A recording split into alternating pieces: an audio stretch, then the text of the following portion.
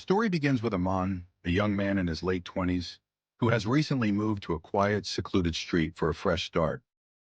He has rented the last house on this dead-end street, hoping for some peace after a series of personal challenges. The house is old but cozy, with a small lawn and a weathered charm that appealed to Aman's sense of simplicity. But something feels slightly off from the very first night. It's not the usual creaks of an old house.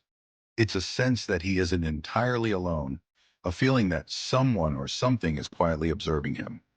That night, as he's settling in, Aman hears soft tapping sounds coming from the walls. At first, he dismisses it as an old house's quirks, but as he tries to sleep, the sounds get louder. Tap, tap, tap. It's faint, but unmistakable, almost as if someone is tapping from inside the walls. In the morning, he decides to check with his neighbors, hoping they've heard similar noises. But the few people he meets seem strangely reserved. They either look away or simply say they never hear anything, before quickly ending the conversation. There's an older woman, Mrs. Golzer, who has lived on the street the longest. She looks at him with pity when he asks about the sounds, then whispers, "Some things are best left unasked, son."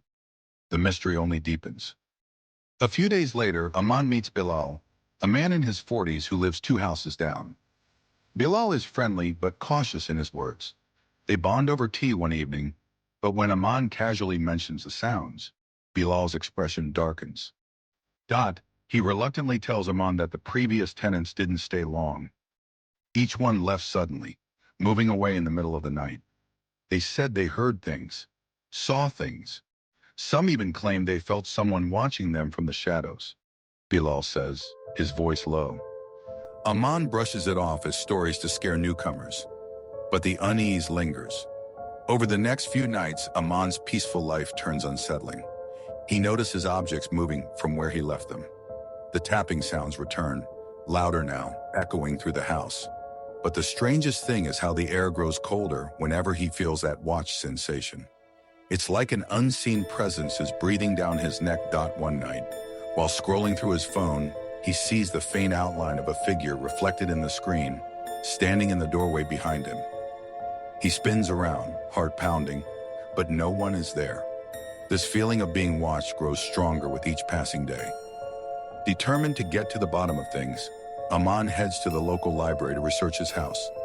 With the help of the librarian, he finds an article about a family that once lived there. It was a couple and their young daughter, Maureen, who disappeared mysteriously. Rumor had it that the father was abusive, and some suspected he might have been involved in his family's disappearance. The case was eventually closed due to lack of evidence, and over the years the house stood vacant until it was rented out again. As a man digs deeper, he learns that each tenant reported feeling an eerie presence. Some described it as a young girl, while others claimed it felt like a darker force. That night, exhausted and spooked, Aman drifts off to sleep but is woken by soft crying. He follows the sound to the hallway and sees the faint silhouette of a small girl standing at the end, facing the wall. "Marine," he whispers, and the figure slowly turns around, revealing hollow eyes and a face twisted in fear. She raises a finger to her lips as if warning him to stay silent, then vanishes. Shaken comma. Aman realizes she isn't trying to scare him. She's warning him. Something or someone darker is still in the house, watching. Driven by a sense of urgency, Aman decides to reach out to Mrs. Golzer. He shares his experiences, and she reluctantly tells him the part of the story no one talks about. Marine's father was rumored to have killed his family, trapping their spirits in the house, forever bound to his will.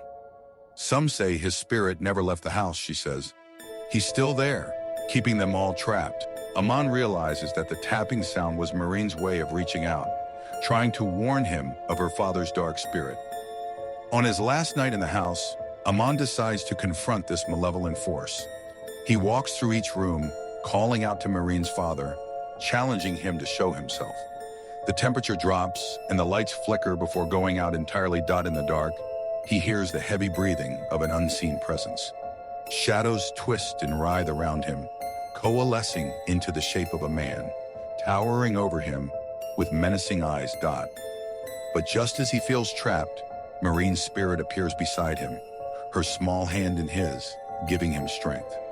Together they confront the dark figure, who shrinks and dissipates, his power broken. Ending. The next morning, as dawn breaks, Aman leaves the house, feeling the weight lift.